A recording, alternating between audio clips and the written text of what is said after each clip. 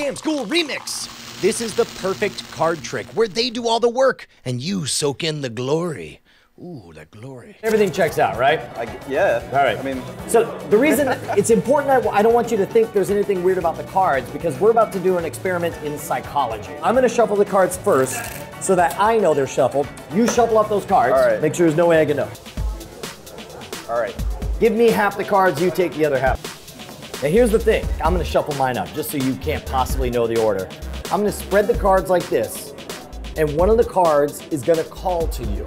When it calls to you, you just say stop, and then I'll stop.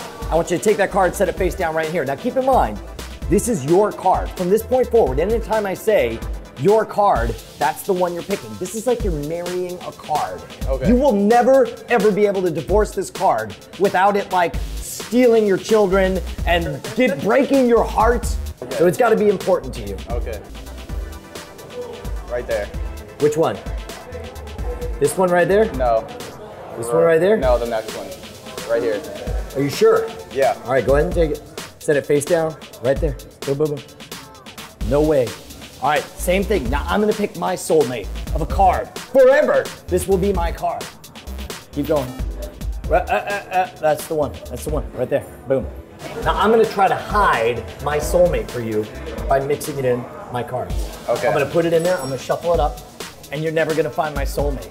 Now you try to hide that soulmate for me. You remember your soulmate card, right? Yeah. I remember my soulmate card. Okay.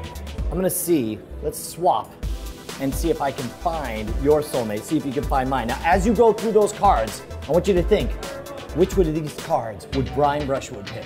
Like, which one of these does he feel kinship, bonded to forever? I got it. I see Pavel's soulmate right here.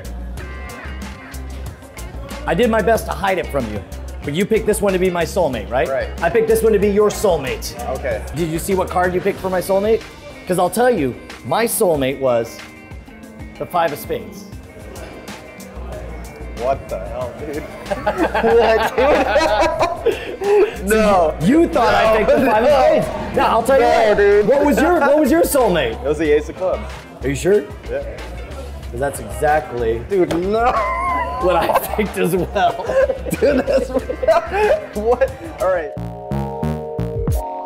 The key is to use the ultimate Swiss Army knife of magic, a marked deck of cards. I think it was back around like episode 50 or so that we taught how to do it. And if you made a marked deck of cards, you could do this trick today. I rely on a store-bought brand. We actually have these over at scamstuff.com. It's called the Ultimate Marked Deck of Cards. In fact, the only way that you can know if you have a marked deck of cards is to actually riffle through the cards. They call that going to the movies. You can see the numbers changing right in there, right? Insane. So it doesn't matter what kind of marked deck you have. You can mark it yourself, you can buy a marked deck, but as long as you can see what the card is on the other side, you can do this trick. So let's walk through the steps of it. First of all the cards are shuffled, you shuffled them all up, and you get half and I get half. I make sure that you pick a card first. And Pavel, as I spread them across, I'm not looking at you, I'm looking at the backs of the cards, right? And so as I go through, you just say stop whenever you want.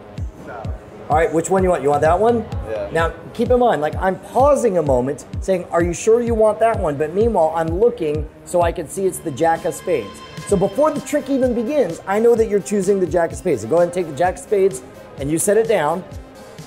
And then I set these cards here. Then you spread the cards for me. Now this is why it's important that you can't do this one with a big audience around, because the audience will be able to tell that I'm not really paying attention to these cards at all. Go ahead and spread them in front of me. I'm not really paying attention at all to what these cards are. I'm just pretending like one of them is important. I pull it out and I totally forget it instantly. I'm gonna say this one came from your pack. This is my card. I'm gonna hide it in here. I don't know what it was, I don't care. That's your card that you picked. You're gonna hide it in there. Let's shuffle it up. You shuffle, shuffle, shuffle, and I'm just thinking Jack of Spades, Jack of Spades, Jack of Spades, Jack of Spades, Jack of Spades, Jack of Spades, Jack of Spades. And I say, now, let's try to find each other's soulmate. So we'll trade decks, Jack of Spades, Jack of Spades, Jack of Spades, and then I give you a fool's errand. I say, go through and try to figure out which card spoke to Brian Brushwood. I'm acting like what I'm doing is being dramatic here, is I put the cards together. What I'm really doing is slowly pulling the cards forward and saying, it looks like a Jack of Hearts. And so I'll put them side by side, right? And this is up for debate. Some people feel like it's more amazing to find their card. Some people feel like it's more amazing when they pick your card. I feel like it's more amazing to just offhandedly say, all right, let's go ahead and show. I'll tell you what, I'll just tell you, my card was the Jack of Hearts. Which one did you pick? Usually you'll get a reaction right then. You know, they're like, what? They're like, why? Which one did you pick? And then they'll turn it over and they're like, oh yeah, no, you got my card, good job. And at this point, it's kind of a foregone conclusion. What was your card? Jack of Spades. Jack of Spades. And we go, boom, we got it.